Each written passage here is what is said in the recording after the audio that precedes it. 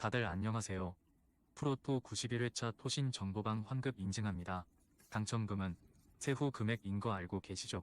다들 아시겠지만 한 경기 취소되어 당첨금이 반토막 났지만 그래도 당첨 모두 축하드리며 오늘 경기도 분석 시작해보겠습니다. 금일 첫 번째 경기 포르투 대 호펜하임 분석 시작해 보겠습니다. 포르투는 아직 유로파 승리가 없다. 맨유와 보데글림 상대로 연속 멀티골을 터뜨렸지만 많은 골을 허용한 수비가 아쉬웠다. 그래도 유로파 레벨에서는 충분히 준결승 이상 진출을 노릴 전력이다.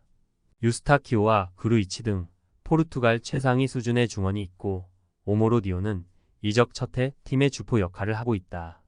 이 경기에는 페페와 갈레노 등 측면 공격수들이 더 적극적으로 공격에 가담할 것이다. 호펜하임은 키이우를 잡고 첫 승을 신고했다. 분데스리가에서는 휴식기 이전 강등권인 16위에 머물며 부진했는데 유로파에서는 나름 순항 중이다.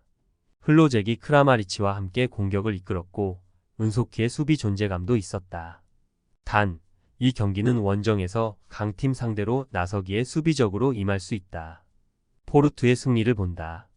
호펜하임은 그나마 잘해주는 홈과 달리 원정에서는 시즌 내내 경기력이 올라오지 않고 있다. 그릴리치의 중원 장악력도 기복이 있다. 유스타키오와 그루이치가 중원에서 점차 경기의 주도권을 잡을 것이고 페페가 측면 침투로 호펜하임의 수비를 넘어설 포르투가 승리할 것이다. 금일 두 번째 경기 레인저스 대 FCSB 분석 시작해 보겠습니다. 레인저스는 첫 경기에서 말매에 승리했지만 리옹 상대로 패하며 주춤했다. 스코틀랜드 리그에서 셀틱과 함께 양강으로 군림하고 있고 유로파 레벨에서 늘 조별 예선 통과가 가능하다는 평가를 받는 팀이기에 리옹전 패배가 아쉬웠다. 때문에 선두권 추격을 위해 이번 홈 경기에서 집중력을 끌어올릴 것이다. 최전방에 나설 데저스를 비롯해 바이라미와 체르니 등이 경기 내내 공격적으로 상대 수비를 넘으려 할 것이다. 부쿠레슈티는 리가스 푸트볼라와 파오크를 연파하며 대회 초반 선두권으로 치고 나왔다. 16강 경쟁팀 정도로 평가된 대회 전이었는데 기대보다 좋은 경기력을 보였다. 특히 포페스쿠와 리스토, 발렌틴 등이 나서는 수비 라인이 유럽 대항전에서도 충분히 경쟁력을 보이며 상승세를 이끌고 있다. 레인저스의 승리를 본다. 원정팀은 아드리안과 리산드루 등 수비 보호가 되는 중앙 미드필더진이 있다. 그러나 직전 경기에서 퇴장당한 올라루가 이번 원정에 빠지기에 역습 상황에서 원하는 공격 전개를 하지 못할 것이다. 홈의 이점을 누릴 수 있고 체르니와 데저스가 기회를 놓치지 않을 레인저스가 승리할 것이다. 금일 세 번째 경기 토트넘 대 알크마르 분석 시작해 보겠습니다. 토트넘은 카라바흐전 승리에 이어 페렌치 바로스 원정도 승리하며 선두권으로 치고 올라왔다. 첫 경기에서는 전반 센터백 드라구신의 퇴장이 나왔지만 3골을 몰아치며 승리했고 헝가리 원정에서도 승리했다. 그리고 휴식기 이후 나선 첫 경기에서는 돌아온 손흥민의 맹활약 속에 웨스트햄을 완파했다. 역습 위주의 지난 시즌 운영을 버리고 쿨루셉스키와 메디슨을 중앙에 배치한 공격적인 운영을 했는데 화력이 살아났다. 알크마르는 최근 흐름이 좋지 않다. 리그에서 무승에 그치는 데다 유로파에서도 원정에서 빌바오에 패했다.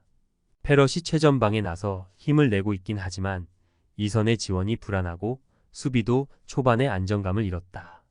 이 경기는 우승 후보 상대로 나서는 원정이기에 무리한 운영보다는 수비적으로 패하지 않는 데 치중할 것이다. 토트넘의 승리를 본다. 알크마르는 미나스와 클라시에 등 에레디비지의 정상급 중원 조합이 있다. 그러나 파페사르와 비수마의 수비 지원 아래 쿨루셉스키가 공격 상황을 이끌 토트넘을 제어하기 어렵다.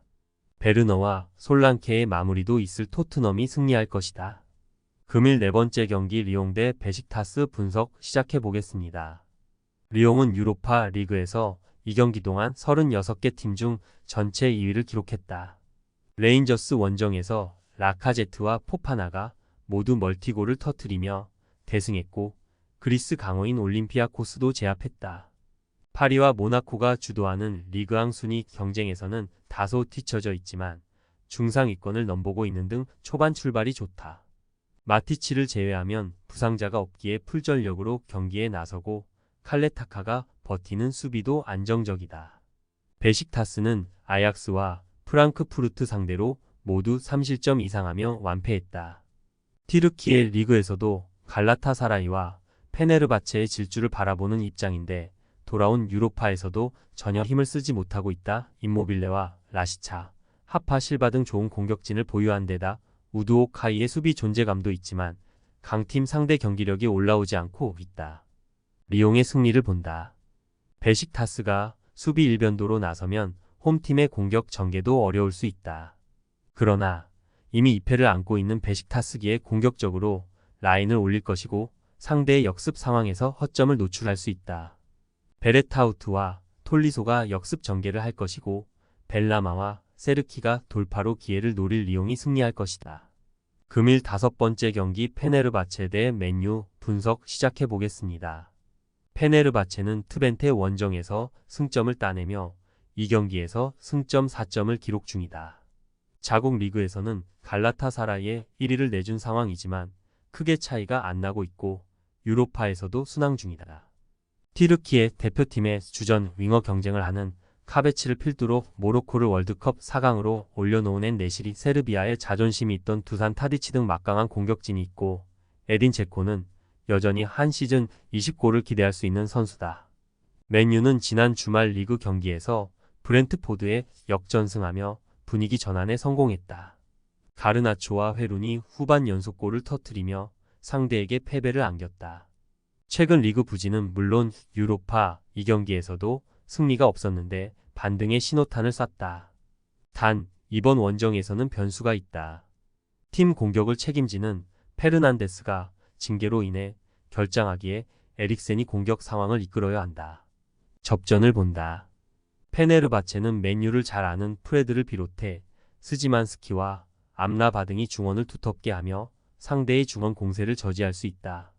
또 지쿠와 베카오 등 사이즈 좋은 최종 수비수가 헤룬과 저크지와 피지컬적인 대결이 가능하다.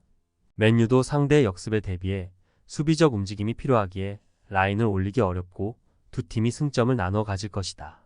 금일 6번째 경기 말메 대 올림피아코스 분석 시작해 보겠습니다.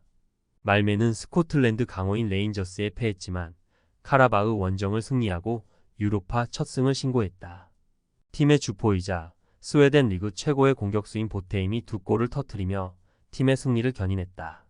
유로파 레벨에서 공격력이 돋보이는 건 아니지만 얀송과 로슬러 등 2m에 육박하는 장신 수비수들이 버티는 수비는 안정적이다. 이 경기는 홈이기에 크리스티안센이 측면에서 공격적으로 경기를 운영할 것이다. 올림피아코스는 리옹 원정 패배 이후 나선 홈 경기에서 포르투갈 강호인 브라가를 완파했다. 최전방 공격수인 엘카비가 멀티골을 폭발했고 해제와 치키뉴 등의 중원 지원이 좋았다. 단 이번 일정은 원정이기에 무리한 공격 운영보다 수비에 치중하며 역습으로 상대의 골문을 열려 할 것이다. 접전을 본다. 말메는 북유럽 특유의 선 굵고 거친 수비로 전력이 더 좋은 팀들 상대도 잘한다. 이번 일정은 홈이기에 팬들 앞에서 그런 장점을 더 극대화할 것이다. 단 해제가 중원에 나서 상대의 중원 공세를 저지할 것이고 카르모와 오르테가 등이 수비에 집중할 올림피아코스 상대로 승점 3점은 어려워 보인다. 토신 최종 조합은 영상 아래 고정 댓글로 말 걸어주시면 토신 정보방에서 무료로 공유해드립니다. 제발 손해보면서 토토하지 말고 다같이 웃으면서 즐겁게 베팅합시다. 함께 하실 분들은 부담 갖지 마시고 편하게 말 걸어주세요.